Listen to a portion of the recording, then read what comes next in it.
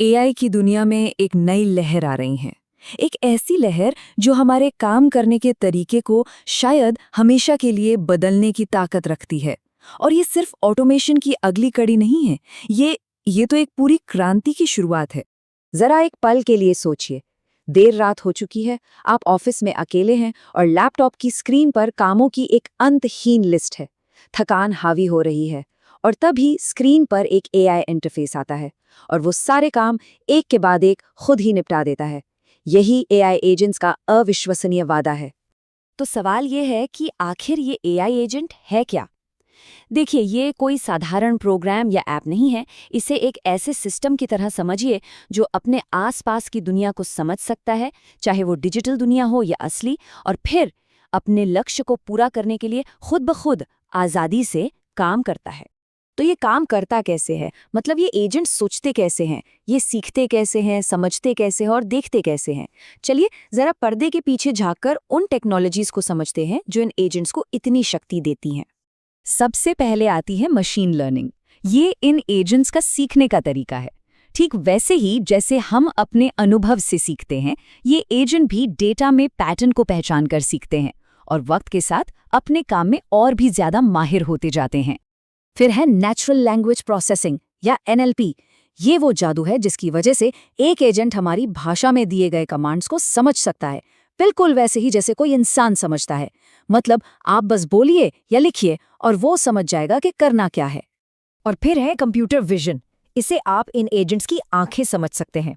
इसके जरिए ये विजुअल जानकारी को देख और समझ सकते हैं, चाहे वो कोई डिजिटल फाइल हो या फिर असली दुनिया की कोई चीज। लेकिन असली मजा तो तब शुरू होता है जब ये एजेंट्स एक टीम की तरह काम करते हैं। एक मल्टी एजेंट सिस्टम में अलग अलग खूबियों वाले कई एजेंट एक साथ मिलकर बड़े और मुश्किल कामों को अंजाम देते हैं।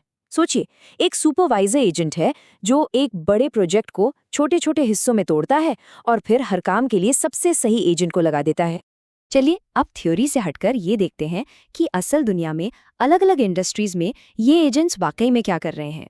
ये कोई भविष्य की कल्पना नहीं है, ये आज हो रहा है।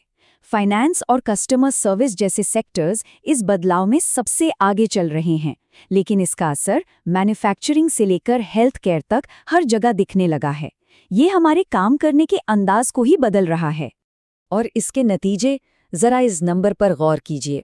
फाइनेंस की दुनिया में एआई ड्रिवन सर्विसेज का इस्तेमाल करने वाली फर्मों ने अपने क्लाइंट बेस में 35 से 60% की जबरदस्त बढ़ोतरी देखी है। ये इस टेक्नोलॉजी की असली ताकत का सबूत है। इस कॉन्सेप्ट को और गहराई से समझने के लिए एक बहुत ही मशहूर उदाहरण लेते हैं, ओपन एआई का कोडेक्स। ये सिर्फ कोड लिखने वाला एक टूल नहीं है, नहीं, ये अपने आप में एक पूरा का पूरा सॉफ्टवेयर इंजीनियरिंग एजेंट है।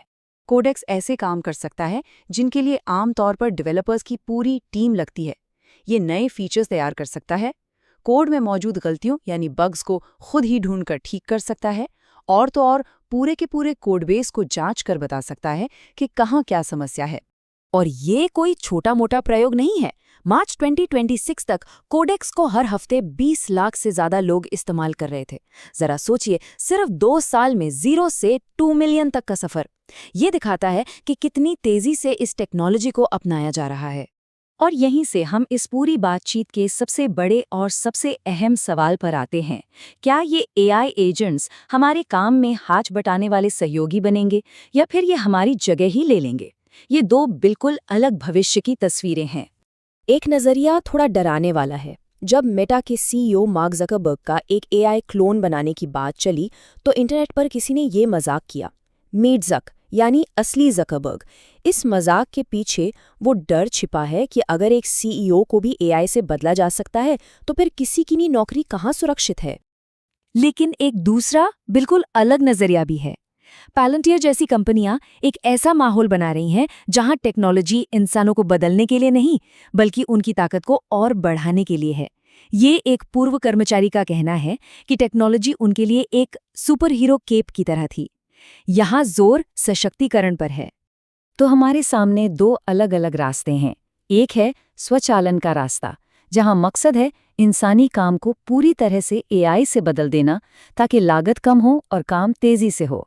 और दूसरा रास्ता है संवर्धन का, जहां एआई एक पार्टनर की तरह काम करता है, हमारी सूझबूझ और क्रिएटिविटी को बढ़ाता है, जिससे और भी बेहतर नतीजे मिलते हैं।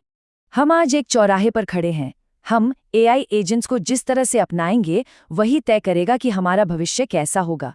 ये सिर्फ टेक्नोलॉजी की बात नहीं है, ये उन फैसलों की बात है जो हम सब मिलकर एक समाज के तौर पर लेंगे। तो सवाल यही है कि यहाँ से आगे का रास्ता क्या है? लेकिन ये रास्ता आसान नहीं है।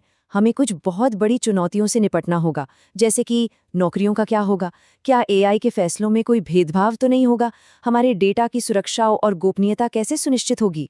और सबसे ज़रूरी, क्या हम ये समझ पाएंगे कि ये एजेंट्स अपने फैसले आखिर ले कैसे रहे हैं? और आखिर में हम फिर उसी सवाल पर आ जाते हैं, ये ताकतवर एजेंट्स हमारे पार्टनर बनेंगे, हमारे रिप्लेसमेंट, या फिर कुछ और ही? इसका जवाब टेक्नोलॉजी के पास नहीं है। इसका जवाब हमारे उन मूल्यों और उन प्राथमिकताओं में है जिन्हें हम चुनेंगे। भविष्य अभी लिखा जाना बाकी है।